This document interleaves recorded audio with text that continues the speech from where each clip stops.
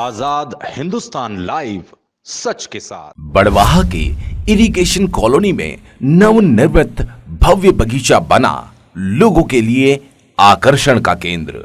सुबह और शाम देखने और घूमने वाले लोगों की उमड़ रही है भीड़। नर्मदा विकास संभाग 32 के प्रयासों को साकार रूप दिया बड़वाह के इंजीनियर हिमांशु जैन ने। झूले, पाथवे, योगा स्थल, फव्वारा, विश्राम कुर्सियां, हरियाली और फूलों से सुसज्जित है इरिगेशन कॉलोनी का मां नर्मदा उद्यान। आज के भागम भाग और प्रदूषण भरे माहौल में लोगों की चाहत होती है कि जिंदगी की भाग दौड़ से कुछ पल प्रकृति और हरियाली की ऐसी गोद में गुजारे जहां तन और मन की थकावट दूर हो जाए। वैसे तो ये भी कहा जाता है कि सरकारी कामों में न गुणवत्ता होती है न समय पर कोई काम होता है, लेकिन यदि मन में कुछ करने की चाहत हो तो ऐसा कोई काम नहीं जो असंभव हो। जी हां, ये साबित किया बड़वाह के नर्मदा विकास संभाग 32 के अधिकारियों, एसडीओ, सब इंजीनियर्स एवं ठेकेदार इंजीनियर हिमांशु नवरत्न जैन ने, जिनके सार्थक प्रयासों ने इस सिंचाई कॉलोनी में स्थित 30 सालों से उजाड़ पड़े बागीचे का नवनिर्माण कर गुलजार कर दिया। परिणाम स्वरूप अब इस गार्डन में आसपास की अनेक कॉलोनियों और पूरे बड़वाह शहर के सैकड़ों लोग घूमने फिरने और इसे देखने आ रहे हैं। तो आइए अब आपको इस नवनिर्मित सुंदर बगीचे की यात्रा करवाते हैं। हाउसिंग बोर्ड की मुख्य सड़क के खत्म होते ही आपको एनवीडीए कॉलोनी का मुख्य द्वार और नवनिर्मित डामर की सुंदर सड़कें नजर आएंगी, जहां एक और नर्मदा विकास संभाग 32 का मुख्यालय तो दूसरी ओर एसडीएम अनुकूल जैन का निवास।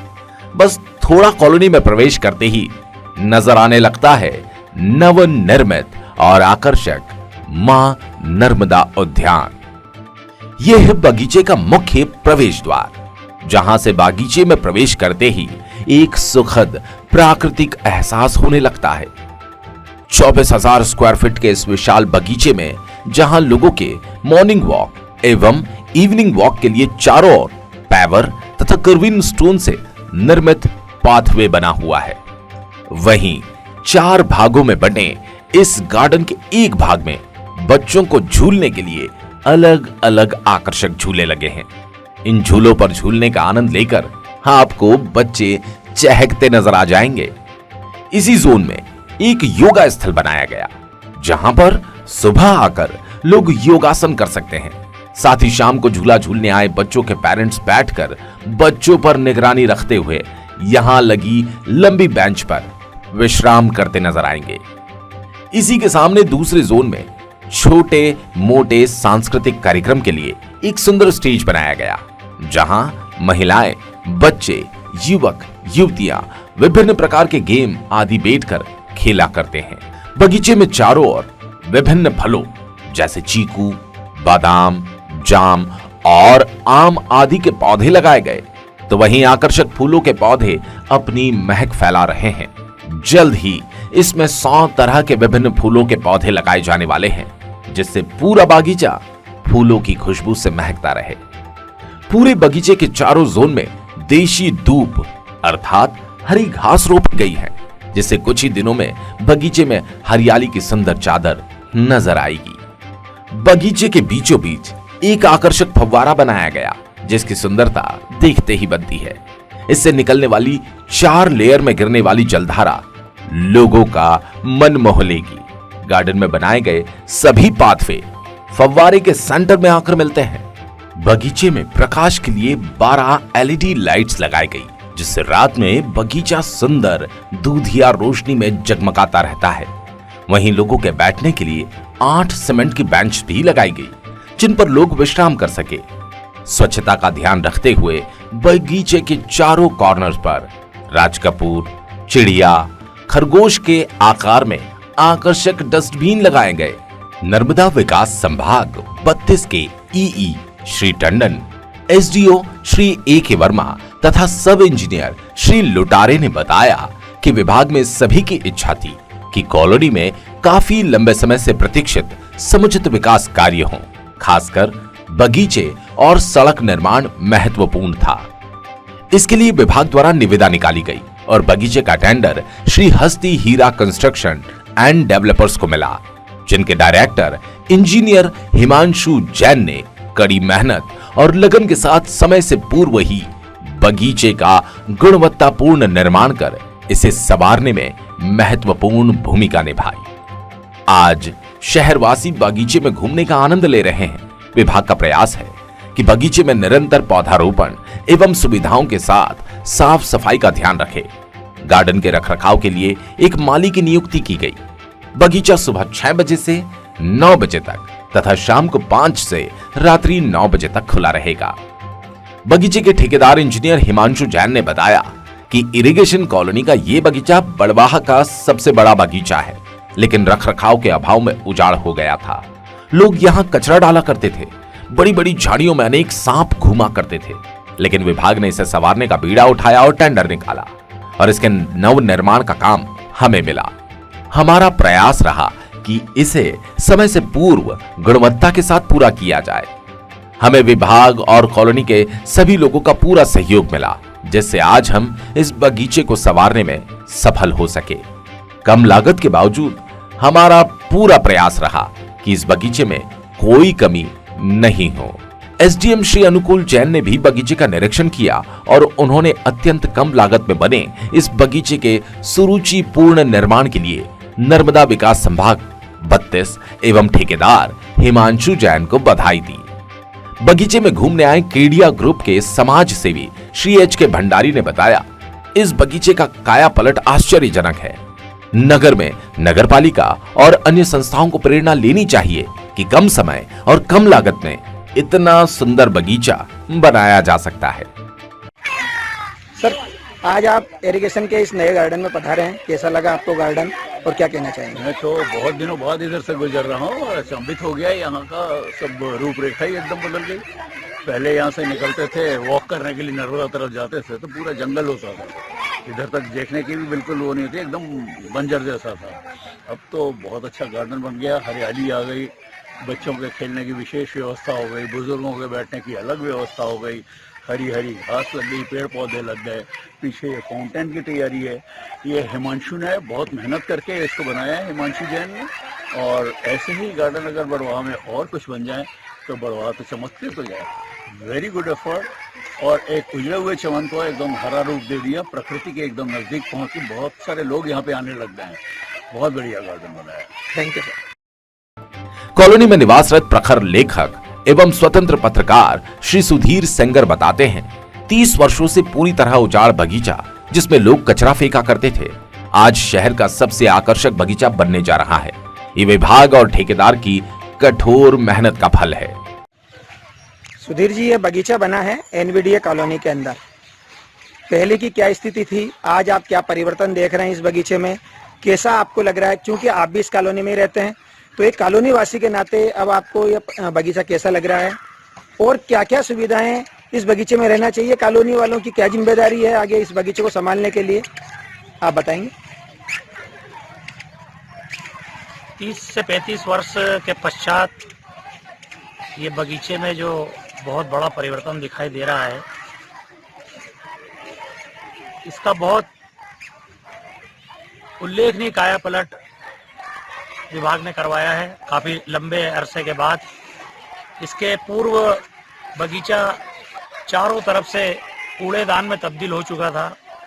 कई बार बड़वाह के पर्यावरण प्रेमियों ने इसको वृक्षारोपण कर जीवित करने की प्रयास भी किए, लेकिन उचित रखरखाव के अभाव में ये अपनी पूर्व अवस्था में ही रहा।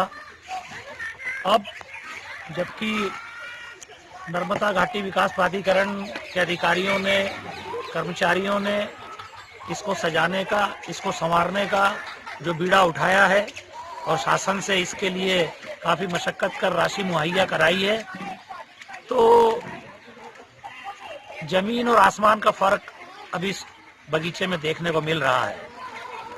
जिस बगीचे का उपयोग लोग कचरा फेंकने के लिए किया करते थे दुर्दशा के कारण, वो अब इस सुंदरता की वजह से वही लोग यहाँ पर आकर मनोरंजन के रूप में इस स्थान का उपयोग कर रहे हैं और कॉलोनी के बच्चे, कॉलोनी के निवासी यहाँ पर सुबह शाम का जो मॉर्निंग वॉक, इवनिंग वॉक है वो कर रहे हैं। पेड़ पौधे यहाँ पर ठेकेदार हिमांशु जैन, जिन्होंने इसकी शक्ल बदलने में अपनी महती भूमिका अदा करी है और पूरी निष्ठा के साथ सुबह से देर रात तक यहाँ पर काम किया है, ये सब हम कॉलोनी वासियों ने देखा है और निसंदेह रूप से किसी कार्य को इतने समर्पित रूप से करने की प्रशंसा अवश्य की जानी चाहिए।